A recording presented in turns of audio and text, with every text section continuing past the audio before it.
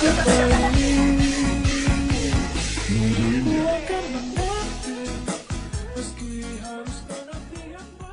back my channel Rija Hinterland. Akhirnya channel ini sekarang sudah mendapatkan 1000 subscriber. Dan untuk merayakan pencapaian ini, saya akan menjawab pertanyaan-pertanyaan di kolom komentar yang belum saya jawab. Jadi nanti kalau komentar kalian ada dalam video ini, jangan lupa komen lagi ya.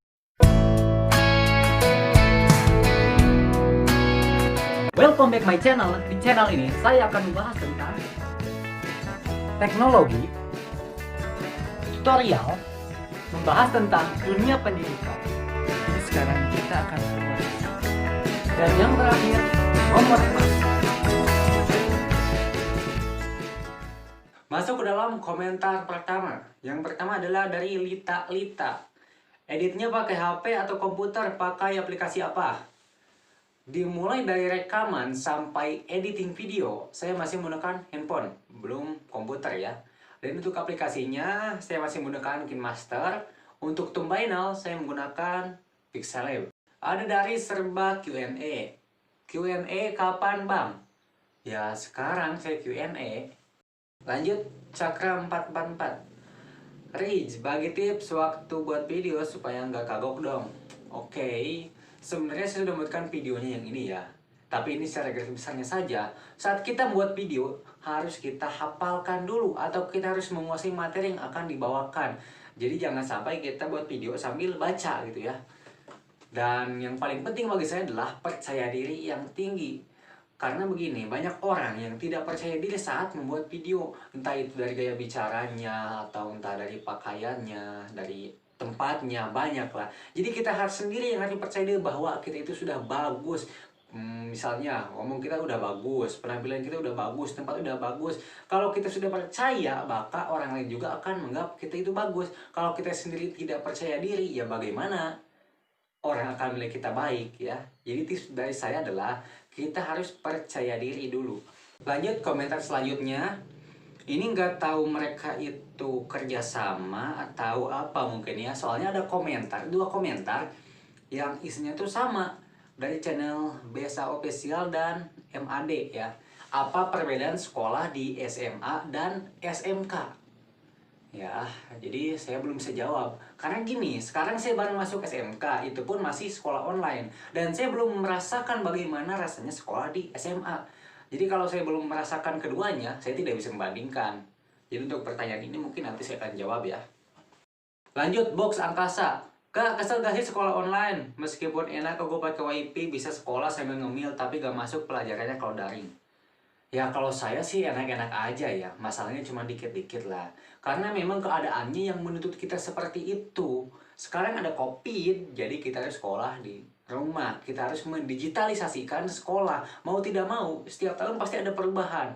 Saya yakin anak-anak zaman sekarang pasti bisa lah masalah teknologi yang seperti itu. Karena dari kecil pun sudah disuguhkan dengan teknologi. Jangan samakan anak muda sekarang dengan orang tua. Mungkin orang tua akan berpikiran, ngapain sih sekolah begini, ngeribetin aja, susah-susah gitu ya. Mendingan tatap muka langsung.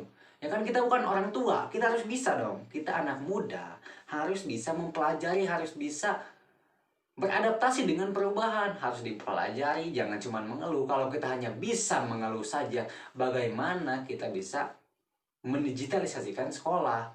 Jadi menurut saya sih enak-enak aja. John Gaming, sapa aku kakak, ingat kan? Siapa ya kau? Lihat dulu ini profilnya, siapa kau? Oh iya, aku tahu kamu siapa, tapi aku tidak akan sebutkan namamu di sini ya. Nanti saja. Lanjut, Gani Prayetno. Anak zaman sekarang itu gak mau disuruh-suruh lah. Gua dulu meskipun malas tetap aja nurut sama orang tua. Bentar. Di sini kamu bilang kamu malas disuruh orang tua. Coba kita ubah pikiran. Kalau kamu malas disuruh orang, kamu marah nggak? Pasti marah kan? Kesel? Nah itu dia. Ajaran orang tua zaman dulu zaman sekarang itu berbeda. Jangan samakan itu. Mungkin kalau zaman dulu ya, kita ditanamkan mindset bahwa siapapun yang menyuruh kita, asalkan lebih tua atau bahkan orang tua, apapun yang disuruh harus diikutin. Karena itu mindset zaman dulu. Tapi kalau sekarang, bukan masalah siapa yang memerintahnya, tapi masalah apa yang diperintahkan. Mungkin kalau dulu kamu disuruh mencuri contohnya oleh orang tua atau siapapun yang lebih tua, pasti nurut karena ditanamkan mindset dari kecil bahwa orang tua itu selalu benar. Jadi apapun yang disuruh, ya ikutin aja. Walaupun itu mencuri contohnya. Karena sekarang berbeda, bukan seperti itu. Bukan karena siapa yang menyuruhnya, tapi apa yang disuruhnya, apakah baik itu atau buruk. Jadi jangan samakan ajaran orang tua zaman dulu dengan zaman sekarang. Mungkin kamu berpikir bahwa anak zaman sekarang itu nakal-nakal, suka ngelawan orang tua. Sekarang saya tanya, kalau kita dari kecil ditanamkan mindset bahwa kita itu harus nurut dengan orang yang lebih tua, itu baik atau buruk? Jawab itu. Kalau saya jawab, ya saya jawab tidak, itu tidak baik. Karena begini, kalau kita harus selalu nurut dengan orang, maka kita akan mudah dibodoh-bodohi. Karena apa? Mungkin orang bakal nyuruh ini, kamu lakukan ini. Padahal itu menjatuhkan diri kita sendiri. Karena kita sudah ditanamkan mindset, kita itu harus nurut. Jadi tidak selamanya nurut itu baik ya. Jadi kenapa anak zaman sekarang itu suka nanya, mungkin seorang orang tuanya, kamu lakukan ini dong. Ditanya, emang apa sih gunanya? Ya itu karena anak zaman sekarang itu tidak mau membuang-buang waktu demi hal yang tidak berguna. Ya. Jadi harus ditanyakan dulu, orang tua atau orang yang lebih tua itu menyuruh ini gunanya apa? Manfaatnya apa? Negatifnya apa? Jadi selalu ditanyakan kenapa. Jadi anak zaman itu selalu bertanya, apa gunanya melakukan ini? Apa negatifnya? Jadi jangan hanya disuruh aja. Disuruh itu gunanya untuk apa? Jadi jangan samakan prinsip dulu dengan zaman sekarang.